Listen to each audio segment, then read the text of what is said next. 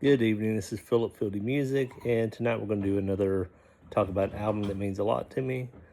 So we're going to be doing Tori Amos, Under the Pink. So this, let me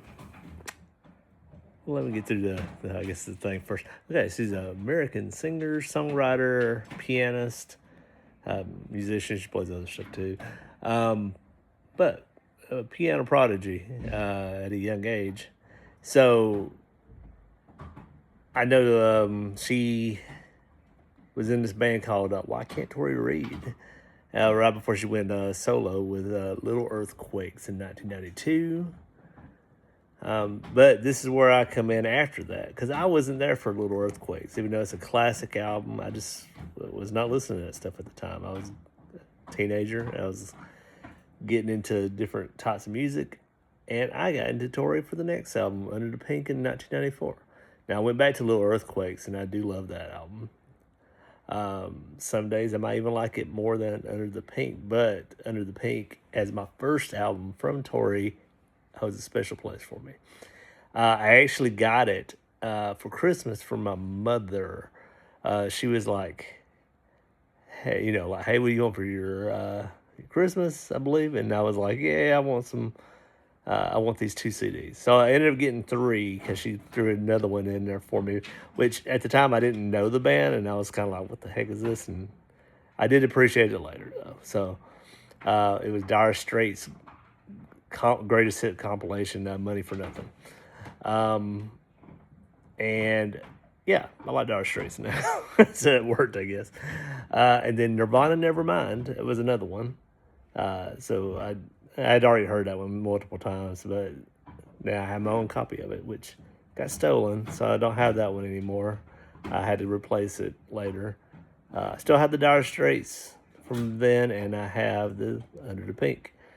So the reason why I had asked for Tori Amos Under the Pink is because well, let's say this first. I think the first single from it was God. And when I first heard that, as a super religious person at the time, or getting out of it really, wasn't really at the time, but I think I was good. But I found the song at first to be, because this is my first time ever hearing Tori. Because I was just getting in, I was getting more into, not just getting into, I was getting more into alternative rock. I'd heard a lot of stuff. I was liking a lot of stuff, but I had a friend that was like, "Hey, you got this. You need to get your thing.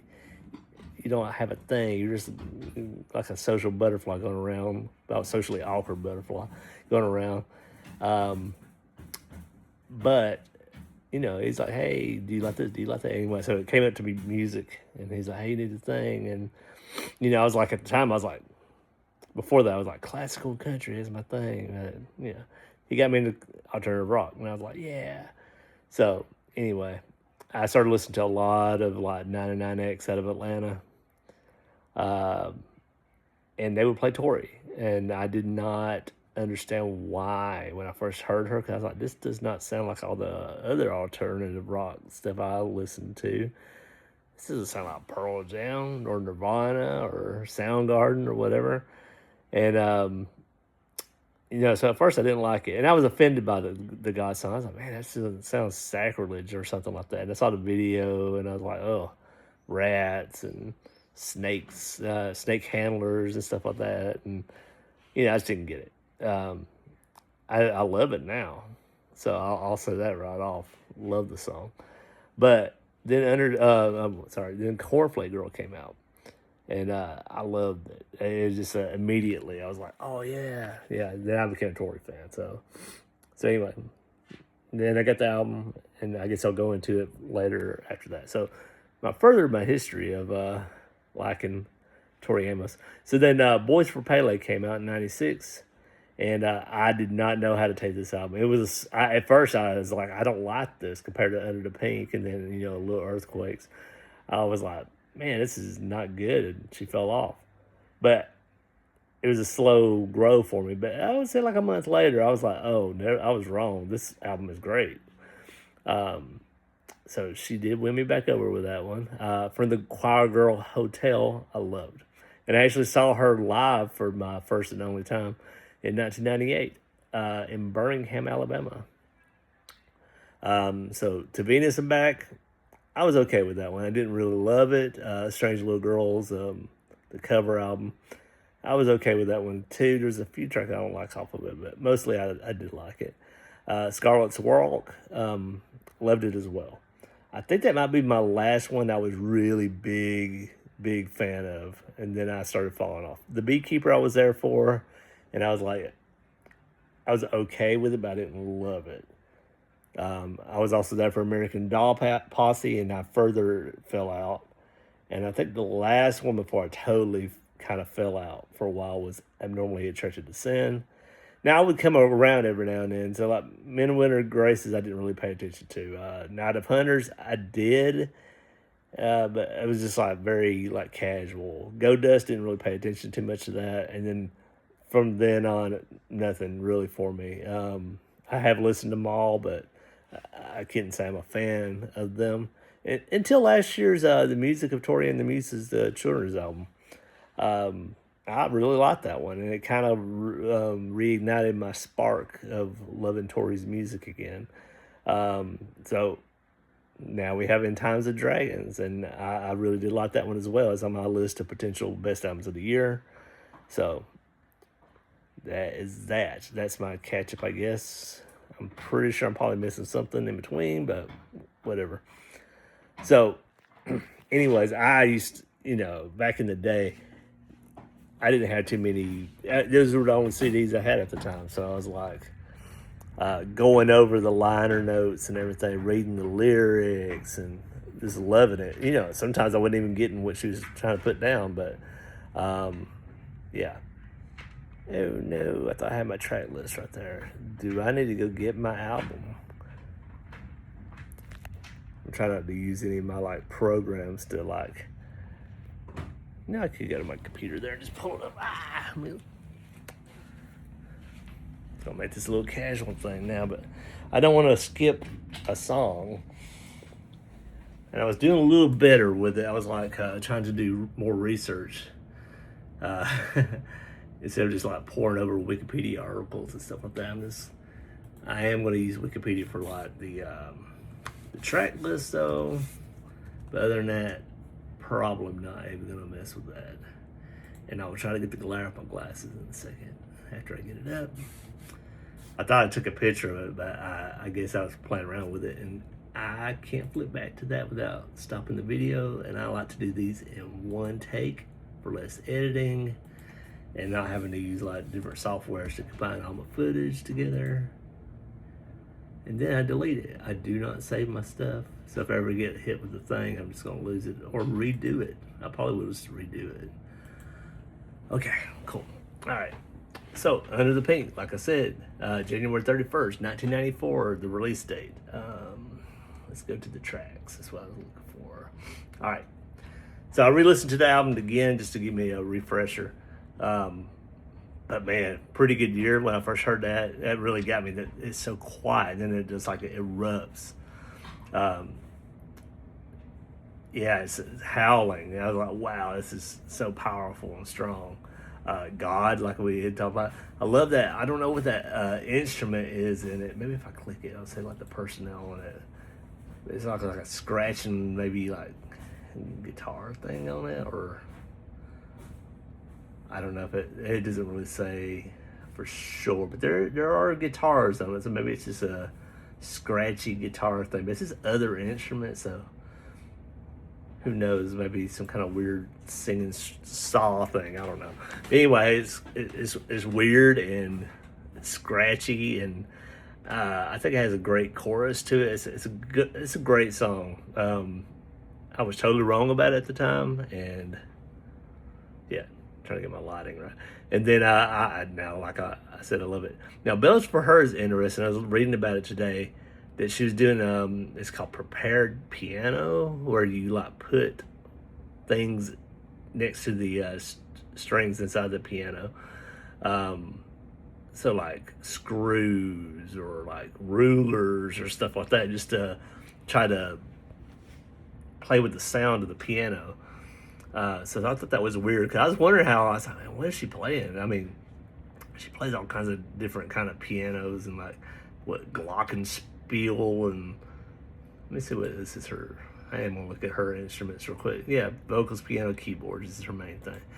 So anyway, so yeah, bells for her has that, and I'm like very icy sounding as well. Past the Mission, famous for having backing vocals from Trent Reznor from Nine Inch Nails. That one I did struggle with that one for a while because I was like not really getting it. I mean, I get it now, and I was also reading today that this one, Baker, and yes, Anastasia, were like telling the aftermath of, I'm pretty sure Me and My Gun, or Me and the Gun. Am I getting the title wrong? From Little Earthquakes. Yeah, Me and a Gun. Yeah. From sexual assault that happened to her and the aftermath of that. So I was reading today like an interview somebody had done with her, and they had it quoted where she said that Past the Mission, Baker, and yes, Anastasia. Trying to block out this light with my hat. I think I got it for now. Okay. But anyway, that's what it was talking about. But yeah, Past the Mission, I didn't really get it, Yeah, so and I do now like it a lot. I like every track off of this. So so surprise. It's just like one of those things that you say, but you don't want to keep on repeating. Tori's vocals are always great. Her lyricism is really good as well. Piano playing is like top notch.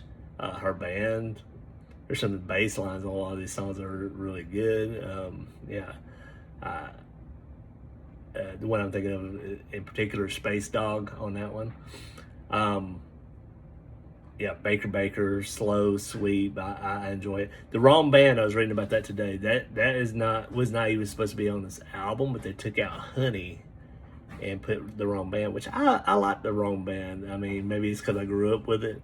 I don't know how it would be with Honey instead, but Tori feels like she did it wrong, and she feels like the song is mad at her for it. I was reading about that today. The Waitress is interesting to me. They keep them popping in my head all day. Like, yeah, I believe in peace, bitch. Love that line. Cornflake Girl. Yeah. I had to reintroduce myself. Like, what is a Cornflake Girl again? And it was like I guess it'd be like for females that they have a friend that is a friend, but they could also be mean to them as well. Or they could be mean at other people in the friend group. So I guess like nice but abrasive. Yeah. Icicle, very interesting song to me. I like the lyricism in it. There's so much like sexuality in it too, especially when I was growing up. I wasn't really getting everything. I was getting put down, and I was like discovering it as I went on. I was like, oh, that's what they mean. Okay. And sometimes I took things out of like context. I'm like, what? Cloud on My Tongue, very good as well. Space Dog is so funky and like almost like I don't know, it reminds me like, I always pictured it in my head like it's some kind of like cartoon TV shows about a superhero space dog or something. Yes, Anastasia, super long, but I thought worth every second. It has like a strong, I was singing in the car today coming home from work. I was like, yeah, it's a very powerful song, very powerful ending to the album. So, this is one of those 10 out of 10 no skip albums for me. I have no issues with anything off of this. I'm not even looking at the More Paint, the B-sides. I didn't even listen to this back in the day. Maybe I would appreciate it now. But especially back then, I just had the one CD. So I just was over that over and over. I'm sure I wore it out. I had the original. I'm sure if I got it right now, the thing is probably scratched up to hell because I've had it at so many moves. I'm sure the jewel case has been like cracked or broken parts of it off. But my kids always try to mess with it, and I always have to get them not to. Because I have over 500 CDs, so I'm like, I'm starting to focus a lot more on vinyl. I appreciate the art being so big on that stuff. So, ease of use maybe for CDs is better, but I don't know. Streaming is more better than that. Never was a tape or a cassette tape person or 8-track or any of that. My father had that. That's why I know about it. Anyways, so yeah, I think that's gonna be it. So in the comments, please let me know what you think of the album, your favorite song off of it. Mine would be Cornflake Girl, which I will say every time I see her post like her her track list on her concerts and everything, she always puts the different keys that she's doing them in. And Cornflake Girl is almost always on there. Precious Things too is almost always on there. Yeah, so I love this album. In the comments, let me know your favorite song. Cornflake Girl's mine from this album. And by the way, I was looking on Spotify, and it was still the #1 song that people were streaming from her right now. Yeah. Hit the bell, like the video, share, help me get my subscriptions up. I really do need the help. Subscribe yourself if you're not already. And join me tomorrow for another song of the day and continue our musical discovery. I do that daily. These little videos I do is like bi-weekly, I guess. If I'm not doing a deep dive, I'm doing like an album review or stuff like this, where I'm talking about an album that means a lot to me. And Tori means a lot to me too, her music. Yeah, I wasn't there at the beginning, but I got around to it. And maybe I haven't stayed the whole time. There's a lot of different stuff going on and different music, and I've changed a lot. So it's good to revisit. Maybe this stuff will grow on me. The stuff I wasn't totally there for, or that I just listened to it once or twice. It was like, it kept on going. I may do another deep dive of her stuff soon, so we'll see. But anyways, yeah, join me tomorrow for that song of the day, and you have a great night. Bye-bye.